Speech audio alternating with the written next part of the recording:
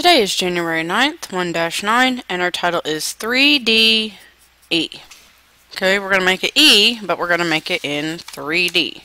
Okay, so what we're going to do is open our book. Today is 1-9, and let's get started. We're going to start with a foreshortened square at the top of this box. How we do that is we do two dots, one on each side. Find the middle. You're going to go above just a little and below just a little, and then you're going to connect those together. Like a connect the dots. Okay, so basically what you have is a squashed square. Okay, make sure you erase any dots that you can see, get rid of those. And then we're going to pull down the left side, straight up and down. We're going to pull down the right side, straight up and down. These should be equal. And then we're going to pull down the middle, but we're going to bring it down just a little bit longer than the other two. Now how we know that is if I line up my pencil corner to corner, I can see that this is longer already. Okay? When you draw on the bottom here, between these 2 points, if you're going to angle like this, same thing here.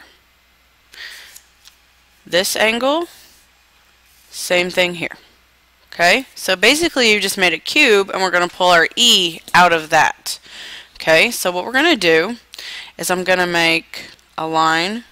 I'm going to start right about here, and I'm going to follow this same angle, and I'm going to make the top of the E. Okay, and I'm going to go ahead and come down, and I'm going to make the bottom of the E, just like that. Okay, so all I've done is I've come down just a little bit, but I'm trying to keep these equal. See how, if I measure it, see where my eraser is, and it goes right to about there. So if I pull this up and I look, it looks about the same. So try to keep these equal. Okay, now to make the middle, what you do is you follow this line. You're going to come up straight from the bottom here, just a little bit here, and then bring it over, down, and over. Okay, now you're not going to need this line anymore. So let's erase that. But we're going to need two more lines going back into space. What that means is we've got an empty spot here and here.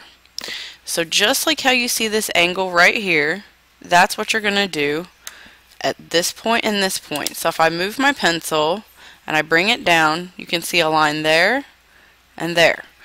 So it's going to angle like this. And it's going to angle like this. Okay, let's add some shading and we'll be done. I'm going to do some solid shading inside here,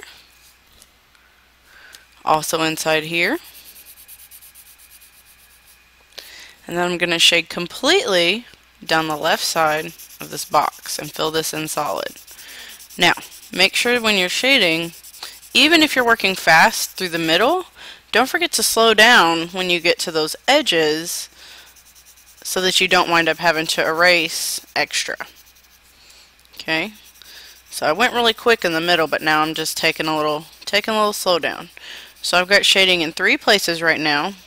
Need one more place. So I've got here and here and here.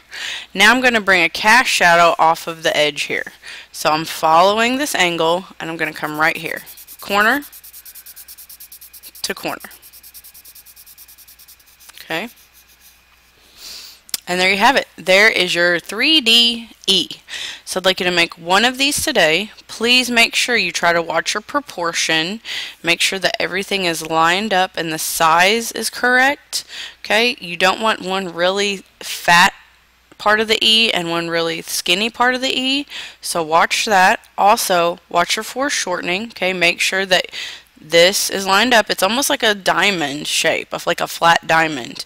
You've got shading in 1, 2, 3 places. And you've also got a cast shadow right here. Erase anything that you don't need, please.